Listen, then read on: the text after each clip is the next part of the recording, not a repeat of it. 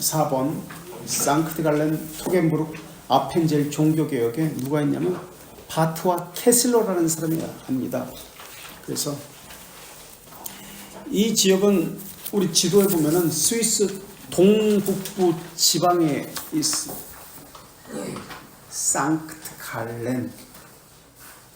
야, 이 참 이쁜 도시예요. 여기는 옛날 고대 로마 시대 도시이기 때문에 수도원도 있고 참 이쁜 도시예요. 이 도시들은 종교개혁을 할 때, 스위스가 그렇습니다만 종교개혁을 할 때 없어요? 여기 있어요.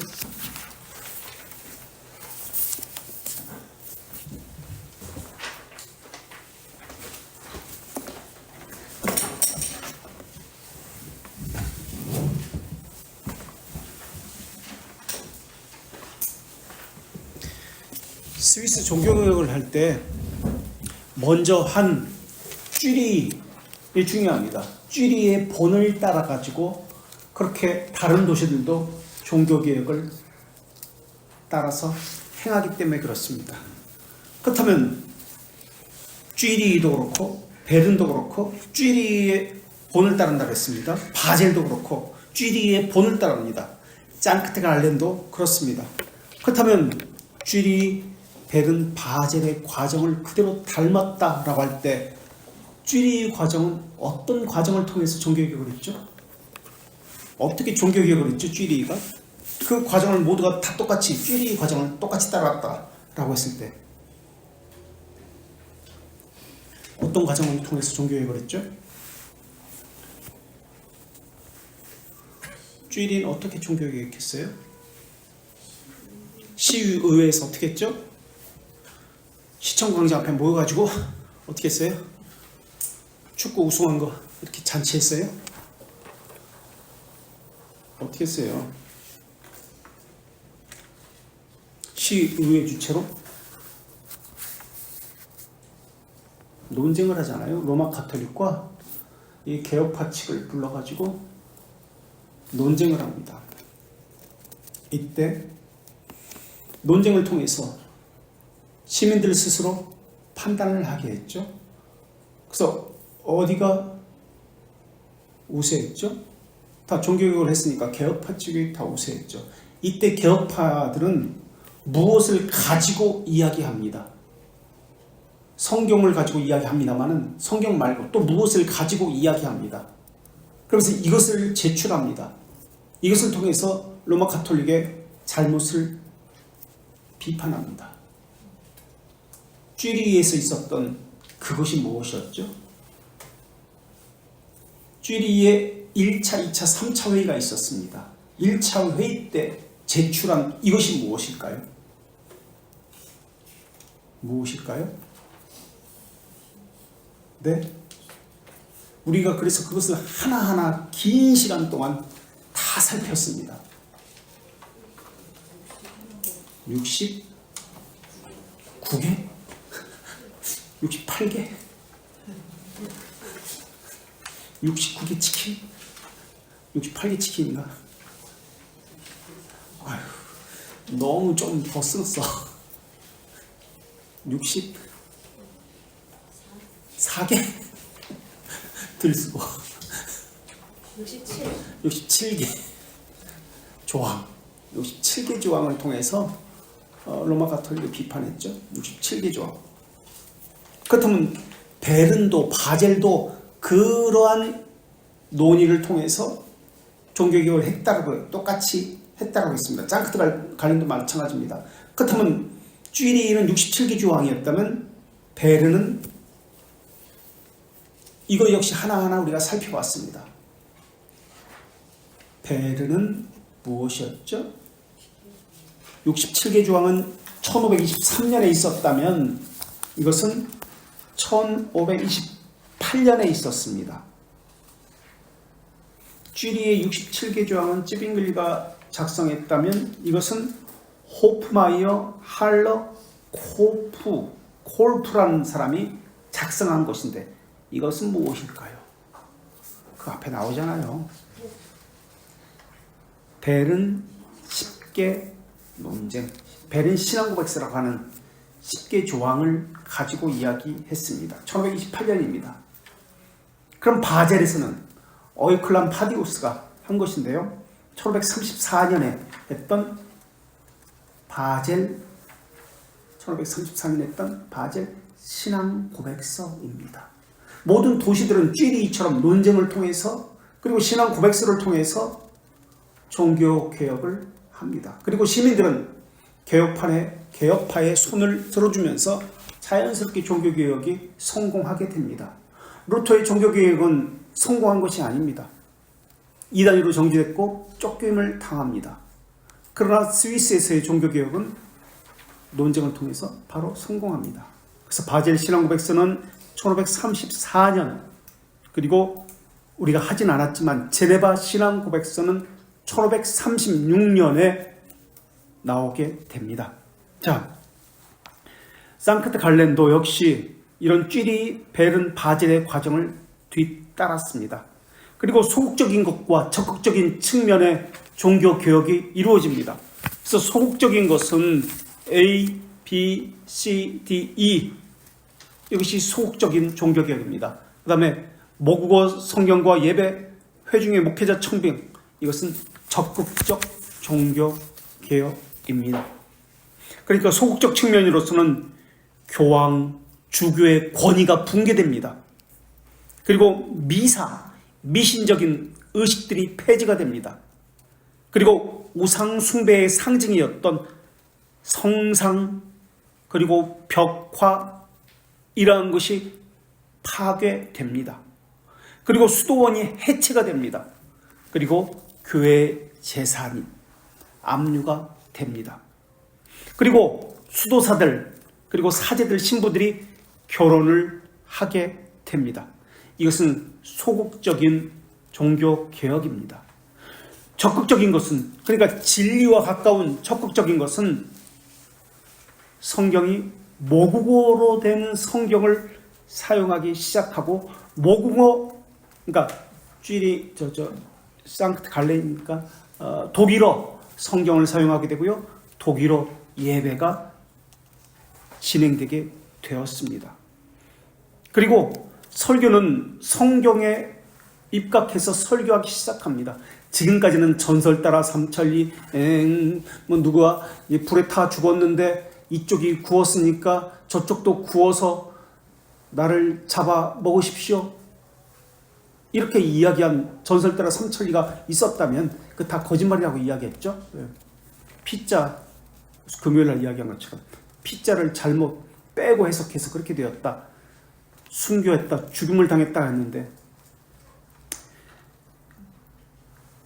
이러한 것들은 다 사라지게 되었습니다. 그리고 성경에 종속된 설교가 이루어집니다. 그리고 이전에는 그 성찬을 할 때 일반 회중들에게 무엇을 주었고 무엇을 안 주었죠? 잔은 주었고 안 주었고 빵은 주었고 잔은 안 주었습니다. 그래서 지금도 체코에 가면 교회당 위에 십자가가 보통 우리가 있잖아요. 교회당 꼭대기에.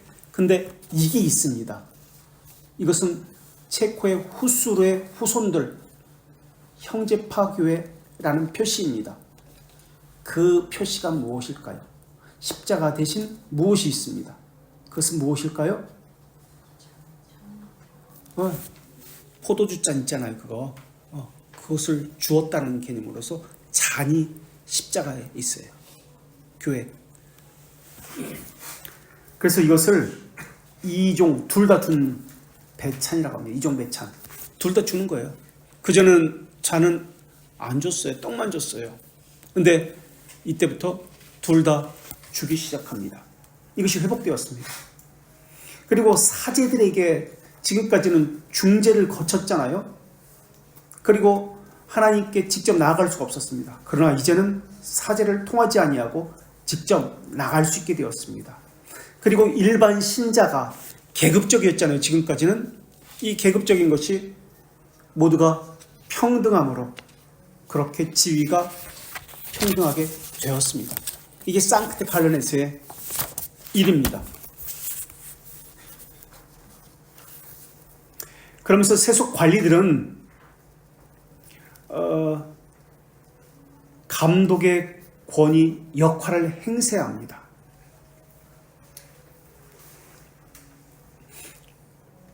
그리고 입법, 행정의 문제를 담당합니다. 회중들은 그전까지는 로마 가톨릭은 어떻게 사제가 임명되었죠? 그 교회 담임 목사로 로마 가톨릭은 어떻게 청빙받아서 왔죠? 지시를 하잖아요. 위에서 떨어져가지고 너 저 교회 가라. 그러면 왔잖아요.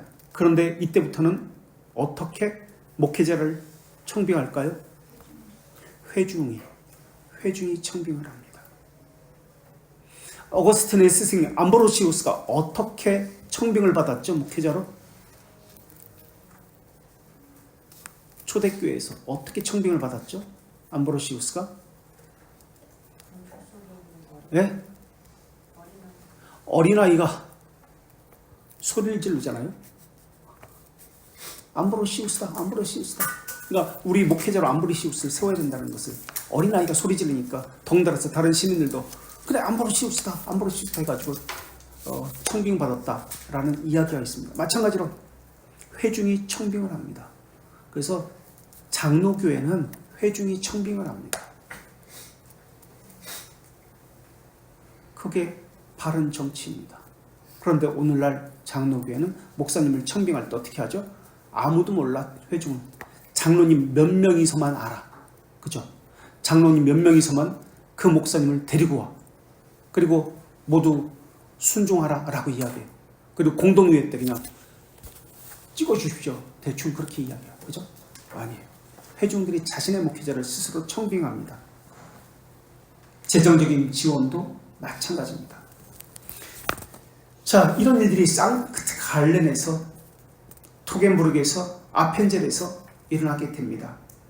이 상크트 갈렌은 생갈이라고 합니다. 생갈 수도원.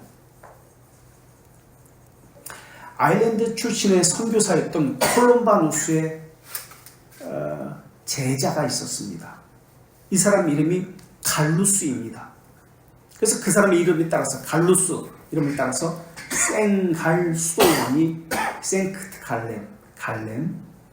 생크트는, 장크트는 그 성이란 뜻이래요. 세인트, 갈루스, 갈렌. 수도원이 생기게 됩니다. 생갈 수도원. 이 아일랜드 선교사 콜럼바누스는 571년 아일랜드 수도에서 파견된 사람입니다. 그래서 유럽 대륙으로 선교 온 사람. 그리고 그 사람이 죽은 후 615년에 그의 제자들이 이태리 북부하고 유럽 중부지방에 40여 개의 수도원이 세워집니다. 이때 로마의 그레고리 1세가 위화감을 느낍니다. 이 당시는 로마의 그레고리, 로마 감독과 이 아일랜드의 그 종교는, 기독교는 다른 기독교였습니다. 로마 카톨릭과 다른 관습을 가진 것이 콜럼바누스의 기독교입니다. 콜럼바누스의 그러니까 셀틱, 저 위에 켈틱이죠. 켈틱 기독교. 콜럼바누스의 기독교는 위계 질서가 없습니다. 위계 질서가 인정되지 않습니다. 로마 카톨릭은 위계 질서에 의해서 철저히 봉건 제도를 따르고 있죠. 그리고 콜럼바누스의 그 기독교는 정부와 밀착 관계가 없습니다. 우리 중세교회를 할 때 배웠는데요. 선교사들을 중심이었죠. 로마 카톨릭은 선교를 할 때 어떻게 선교했다고 했죠? 종교 유착을 통해서 선교를 했다라고 배웠습니다. 종교 유착은 타락함의 대표적인 일입니다. 그리고 콜럼바누스의 기독교는 주교의 권위를 인정하지 않습니다. 그러니까 그레고리오 1세가 이 콜럼바누스의 이 신앙에 대해서 위기를 느끼고요, 경계를 했습니다. 콜럼바누스의 기독교가 생갈 갈렌에 들어와서 그의 제자에 의해서 생갈 수도원이 세워졌습니다. 그러니까 엄청나게 오래된 것이죠. 지금 615년이니까 수도원이 생긴 것이 지금 엄청나게 오래된 것이죠. 그것을 통해서 기독교화됐고 문명화되었습니다. 그런 도시입니다. 그리고 여 도시에서는, 이 수도원에서는 전 세계, 지금도 마찬가지예요, 로마 카톨릭의 일무 성무도라는 그러한 일과 성무도라는 그런 출판사, 그 책이 전 세계의 거의 절반이 여기서 출판됩니다. 그만큼 출판 사역에 있어서, 문서 선교에 있어서 엄청난 영향을 끼친 것이 이 생갈 수도원입니다. 그리고 각종 고전 번역본들이 지금도 많이 소유하고 있습니다. 그리고 음악, 건축, 조각, 회화가 이곳에서 융성해졌습니다. 그래서 이 생크트 갈렌에서 종교개혁이 일어나는데 요아킴 폰 바트라는 사람입니다. 이 사람은 목회자가 아닙니다. 일반 신자예요. 일반 신자가 종교개혁을 일으킵니다. 그리고 캐슬러라는 목사에 의해서 종교개혁이 일어납니다. 그러니까 종교개혁이 우리는 목회자에 의해서 생겨났다고 생각하는데 그렇지 않습니다. 일반 신자와 목회자가 함께 협력해서 위계적인 통치가 아니라 이런 권위를 인정하지 않는 것을 통해서 종교개혁이 일어납니다. 요아킴 폰 바트는 바디아누스라고도 불립니다. 바디아누스라는 이름은 라틴어 이름입니다. 같은 이름이에요. 요아킴 폰 바트.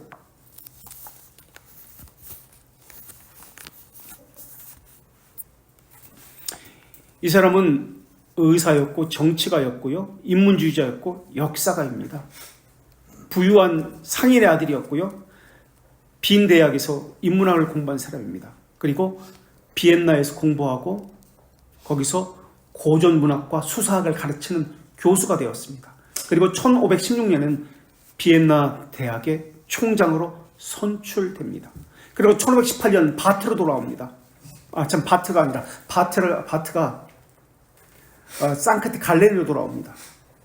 요아킴 폰 바트가 자신의 고향 상크트 갈렌으로 돌아와서 죽을 때까지로서 의사로 활동합니다. 그런데 여기서 시장으로 당선이 되었습니다. 그래서 시장이 되어서 계속해서 찌빙글리와 함께 영혼을 다루는 의사라는 칭찬을 받으면서 종교개혁의 일반 신자로서, 의사로서, 시장으로서 종교개혁에 뛰어든 사람이 요아킴 폰 바트라는 사람입니다. 그래서 캐슬러라는 목사님과 함께 요아킴 폰 바트가 여기서 상크트 갈렌에서 사역을 합니다. 그래서 상크트 갈렌에서 요아킴 폰 바트는 시장으로 있으면서 수많은 개혁자 목사님들을 불러서요, 이 상크트 갈렌을 종교개혁의 도시로 만듭니다. 그리고 여기서도 마찬가지로 종교 논쟁을 통해서 이때 사회를 본 사람이 이 시장이었던 요아킴 바트입니다. 그래서 베른 논쟁에서도 1528년 사회를 본 사람이 이 사람이고요. 그리고 쥐리의 모범을 따라서 종교개혁을 한 것이 상크트 갈렌입니다. 그래서 1526년과 1528년에 교회 성상들이 모두 제거됩니다. 그리고 1527년에는 교회의 질서가 도입되었습니다. 그런데 제세례파 지도자였던 그레벨과는 친구입니다. 그러면서 동서지간입니다. 그런데도 불구하고 이 제세례파 친구이면서 동서지간인 그레벨을 반대합니다. 그래서 1531년에 카펠 전쟁으로 인해서 개혁파가 전쟁에서 집니다. 그것으로 인해서 로마 카톨릭 측의 일부 지역이 반환됩니다. 그런 중에서도 이 바트는 용기를 잃지 않고 절제된 모습을 보여주면서 이 많은 길드라는 돈을 보상을 요구했는데 이것을 갚아나가기 시작합니다. 그러면서 캐슬러는 또 바트는 불린고와 협력하면서 개혁교회를 튼튼히 세워나가기 시작합니다. 자, 그 다음 요한 캐슬러 볼까요? 요한 캐슬러라는 목사님은 노동자의 아들이었어요. 노가다, 일용직 노가다 아들이었습니다. 이 사람은 요한 캐슬러는 바젤 학고 비텐베르크, 루터가 있었던 비텐베르크에서 신학을 공부합니다. 루터가 1522년 3월에 블랙베어라는 호텔에서 바르트브루트에서 게오르게라는 이름으로 있다가 다시 비텐베르크 돌아오는 도중에 만난 학생이 요한 캐슬러라는 사람입니다. 그래서 루터를 통해서 영향을 받습니다. 이 캐슬러는 가난했습니다. 말 안장 장사를 하면서 생계를 유지하면서 목회를 한 사람입니다. 그리고 1571년 죽기 전에는 목사회 수장으로 있었습니다. 그리고 지금도 상크트 갈렌 시립 도서관에는 그 사람의 초상화가 걸려 있고요. 11명의 자녀를 두었는데 9명이 살아남아서 그보다 오래 살았다고 전해지고 있습니다. 자, 그 다음 토겐부르크 다섯 번째. 토겐부르크는 쯔빙글리의 고향입니다.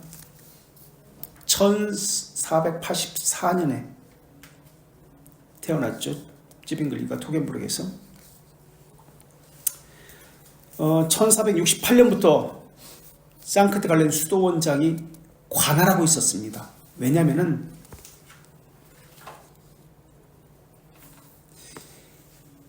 이 남자 가계가 끊어집니다. 그리고 상속 분쟁이 있게 됩니다.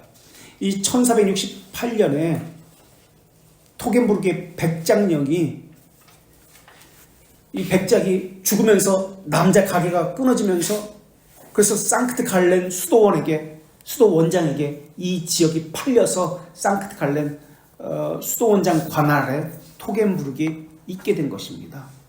그래서 1524년에 이곳 지역 의회에서 성경을 입증할 수 있는 것 외에 아무것도 가르치지 말라고 명령을 하고요.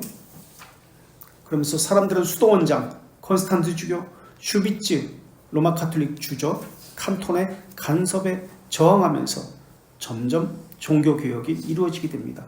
그리고 쥐리와 글라루스의 도움을 받아서요. 1530년에는 토겐부르크는 상크트 갈렌 수도원장에 돈 500길도를 주고요. 자유를 샀습니다. 그러다가 다시 전쟁에서 패함으로 인해서 수도원장 권위에 굴복하게 됩니다. 하지만 주민들은 대부분이 프로테스탄트 사람들이었습니다. 그러나 지배자는 상크트 갈렌 수도원장이 지배했습니다. 자, 여섯 번째. 아펜첼주 요아킴 폰 바트의 영향 아래에 있었습니다. 이 아펜첼주는 그리고 최초의 프로테스탄트 설교자들을 배출합니다. 그리고 토펜의 요한 슈르타커, 헤리자우의 요한 도리크, 훈투빌의 발더 클라라, 이러한 사람들을 상크트 갈렌에 받아들이게 됩니다.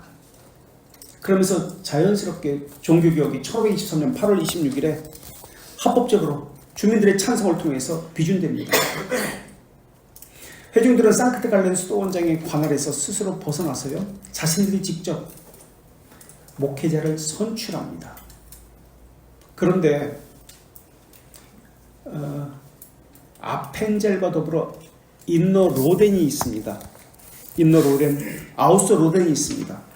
안쪽에 있는 것을 인너 로덴이라고 하고요, 바깥쪽에 있는 것은 아우스 로덴이라고 합니다. 인너 로덴은 한번 지도를 보실래요? 1페이지에 인너 로덴, 아펜젤 인너 로덴. 여기는 카톨릭으로 남습니다.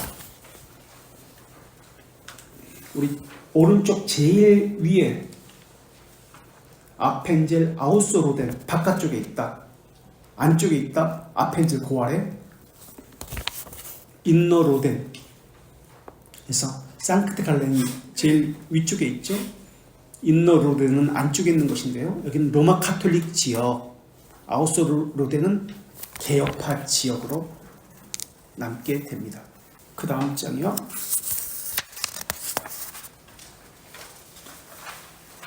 그래서 개혁파는 아우스 로덴인데 헤리자우, 트로겐, 가이스 지역을, 아우스 로덴 지역을 개혁파 지역이 되었습니다.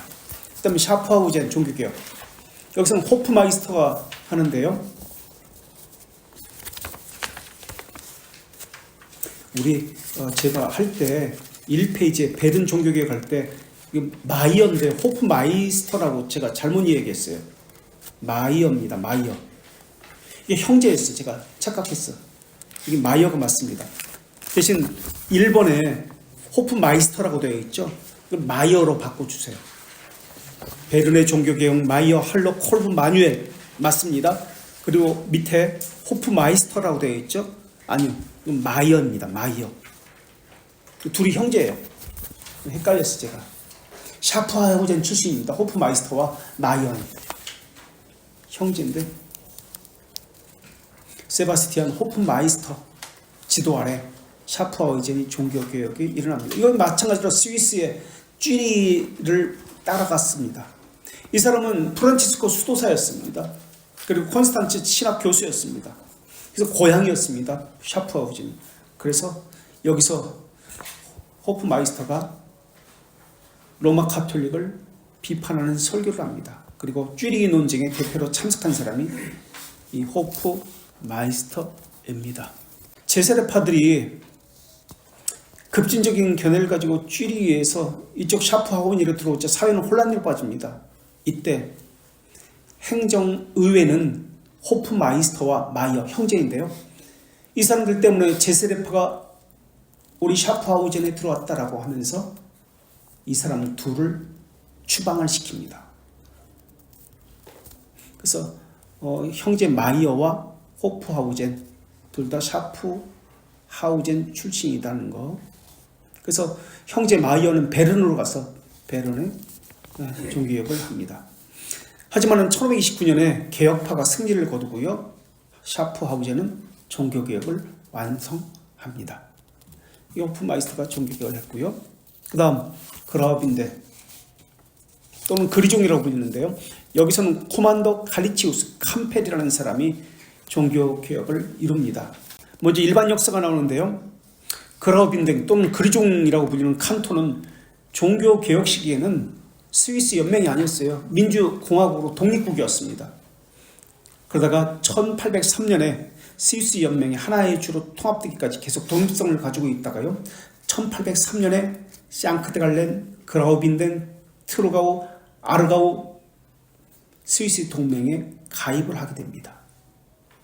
제네바는 스위스 동맹에 가입한 것은 1815년에 가입하게 됩니다. 그 전까지는 독립국가로서 자기들만의 자치기관이 있었습니다. 1803년에 가입을 합니다. 그리고 이 지역은 그라우빈덴, 한번 지도를 한번 보세요. 그라우빈덴이 어디에 있는지.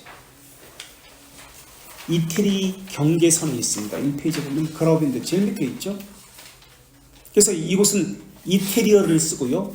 고대 로마가 통치하던 지역이기 때문에 로만 슈어라는 것을 그런 언어를 사용하고 있습니다. 그래서 로만 슈어와 이태리어를 사용하는 지역이었습니다. 이 지방의 주교가 아시모가 있었는데 452년에 처음으로 등장합니다. 그라우빈덴에서는. 이 사람은 칼케돈 신조의 대리로 서명한 사람입니다. 칼케돈 신조. 452년에 있었던 칼케돈 신조에 서명한 사람이 루시우스라는 사람입니다. 그래서 독립국가로 있었습니다. 그러다가 종교개혁에 자극을 받게 되는데 쥐리히 때문에 그렇습니다. 쯔빙글리가 여기에 편지를 보냅니다. 그리고 쥐리히와 함께 종교개혁을 참여해달라고 자신의 친구 코만더를 이 그라우빈덴에 추천해주게 됩니다. 또 쯔빙글리가 죽은 후에도 블링거가 그라우빈덴에 관심을 가지고요. 계속해서 설계자를 보내주게 됩니다. 그러면서 종교개혁이 이루어지게 됩니다. 자, 두 번째로 종교개혁에 어떻게 이루는지를 보면요. 이건 이야기했네요. 종교개혁자들은 면죄부, 미사 성상 숭배, 성직자 독신제도, 축첩제도, 그리고 비신 성경적인 의식들을 폐지합니다. 그리고 성찬에서의 이종배찬, 성직자 가정생활 등등 이러한 것들을 시행하게 됩니다. 그래서 그라우빈덴의 종교 개혁자들은 코만도, 갈리치우스, 캠벨, 베리제리우스, 살란드로니우스, 블라시우스, 트라보스라는 사람들이 있습니다. 자, 첫 번째 사람 요한 코만도 도르프만이라는 사람인데요. 이 사람은 로마 사제였습니다.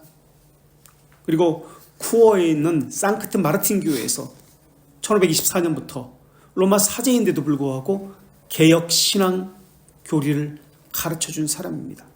그래서 쿠어 로마 가톨릭 주교는 이 사람을 이단 혐의로 재판에 넘깁니다. 그것이 1525년입니다. 그래서 일란치에서 공개 논쟁을 합니다. 공개 논쟁을 하는데 1526년 1월 7일 주일날 시작됩니다. 그래서 쥐리 논쟁과 유사한 종교 논쟁을 하면서 종교개혁의 실질적인 승리를 거두게 됩니다. 이것을 샤프하우젠의 호프마이스터가 기록을 합니다. 샤프하우젠의 호프마이스터가 청중의 한 사람으로 참여했기 때문에 그렇습니다. 그리고 코만도는 여기서 찌빙글레의 67개 조항을 요약한 18개 논제를 작성해서 제출합니다. 그리고 첫 번째 주제가 뭐였냐면 교회는 하나님의 말씀으로부터 난 것 외에는 다른 목소리에 귀를 기울여선 안 됩니다 라는 논제를 코만도가 제출함으로써 종교개혁이 그 같은 해 1526년 6월 26일 일란치 의회는 종교 자유를 선언하게 됩니다. 그런데 카톨릭과 개혁파 둘 중 하나를 선택할 수 있도록 그렇게 권리를 부여합니다. 그래서 그라우빈된 모든 사람들은 둘 중에 하나를 선택하게 되었습니다. 종교개혁을 했다고 해서 무조건 모두가 개혁파를 해야 된다라고 하는 것이 아니었습니다. 카톨릭과 개혁파 둘 중에 하나를 선택하는 종교개혁을 하라라고 했습니다. 그런데 또 일란치 의회는 목회자들에게 성경이 말하는 것만 전하라라고 명령을 합니다. 그러면서 군주 제도가 폐지가 되고요. 독립주의 체제가 세워지게 됩니다. 그래서 코만도는 1557년 죽을 때까지 종교개혁의 선봉으로 서게 되면서 그를 계승한 사람이 파보라치우스입니다. 파보라치우스도 1566년 페스트로 사망합니다. 그 다음 사람이 필립 갈리치우스 살루스라는 사람인데요. 이 사람은 엥가딘의 개혁자입니다. 이 사람은 1504년에 태어난 사람인데요. 그라우빈덴 동쪽 변경에서 태어나서 1520년부터 그러니까 16살 때부터 설교를 했던 아주 뛰어난 사람입니다. 그런데 이 사람은 갈라치우스가 로망슈어를 설교를 했다고 합니다. 이 지역의 로망슈어 언어로 사용했는데 로망슈어의 언어로 설교를 하면 사방에서 이 사람의 설교를 들으려고 몰려왔다고 합니다. 그러면서 엥가딘에서 두 차례 논쟁이 있었는데요. 교황파를 상대로 한 논쟁 1537년 그리고 두 번째는 1544년에 제세례파를 상대로 한 논쟁이 있습니다. 이때 연설가로 활동한 사람이 갈리치우스입니다. 그리고 엥가딘의 주스에서는 1554년에 종교개혁이 도입됩니다. 그런데 이 사람은 목회할 때 자신의 가족을 먹일 수 있는 빵을 얻지 못할 정도로 가난했다고 합니다. 그런데 자신의 아들이 바젤에서 목회자로 교육받을 때 보다 좋은 조건이 있는 다른 직업을 제안받았다고 합니다. 이것을 포기하고 목사를 하도록 그렇게 설득시킨 사람이 이 갈리치우스라고 합니다. 그리고 1566년에 쿠어에서 아내와 세 아들과 함께 페스트로 죽게 됩니다. 이 사람은 주기도문, 사도신경, 십계명 그리고 성경 가운데 몇 권을 로망슈어로 번역했고요. 로망슈어 문학에 기초를 놓은 사람입니다. 그리고 1552년에 라이티아 신앙고백서를 작성합니다. 이 라이티아는 남부 독일과 스위스 알프스 산맥에 살던 그 지역 사람들의 통틀어 가지고 라이티아 지역이라고 하는데 이 신앙고백서를 작성합니다. 그러다가 1566년에 불린거 신앙고백서로 대체가 됩니다. 그 다음 사람 울리 캠벨. 이 사람은 쿠어와 쥐스 지역의 목사입니다. 갈리치우스를 이어서 엔가딘의 핵심 개혁자가 울리 캠벨입니다. 1510년에 출생했고요. 1582년에 오랫동안 살았죠. 라이티어 최초의 역사가입니다. 고대 로마인을 조상으로 가지고 있는 라이티아 사람들의 종교 문학의 기초를 놓은 사람이 울리 캠벨이라는 사람입니다. 최초의 역사가. 고대 로마인들을 기술합니다. 역사를. 그래서 그 역사를 100년에서 시작해서 1582년까지 긴 역사서를 쓴 사람이 울리 캠벨입니다. 그리고 캠벨은 시편의 각주를 달아가지고 찬송을 만들었습니다. 그리고 요리문답과 함께 자신이 시편 찬송을 불렀던 사람이 울리 캠벨입니다. 그리고 이 지역에 3분의 2나 되는 사람을 개혁파 교인으로 전도했습니다. 지금도 그 숫자는 여전히 3분의 2는 개혁파고 이 지역이 3분의 1은 로마 카톨릭으로 믿고 있다라고 하고 있습니다. 베르밀리하고 장키우스는 다음 주에 되겠습니다. 이 베르밀리하고 장키우스는 사실은 스위스 사람이 아니에요. 이태리 사람입니다. 이태리 사람인데 거기서 스위스로 넘어와서 스위스에서 사역합니다. 그래서 스위스 쪽으로 붙여놨습니다. 그래서 버그밀리 또는 베르밀리라고 하는 사람은 쥐리히에서 사역을 합니다. 장키우스 역시 마찬가지인데요. 이태리 사람입니다. 이건 다음 주에 하죠. 그리고 여기 16세기 종교개혁자들 ABC부터 이렇게 많이 써놨는데, 그러니까 우리는 종교개혁하면 뭐 루터, 칼빈 이 정도로 알고 있는데 로마 카톨릭과 다르게 개혁파의 종교개혁은 수많은 사람들에 의해서 일어난 겁니다. 지금 여기에 기록되지 않은 더 많은 사람들이 있습니다. 이 사람들에 의해서, 그건 목사만이 아닙니다. 일반 신자와 함께 목사에 의해서 종교개혁이 일어나게 됩니다.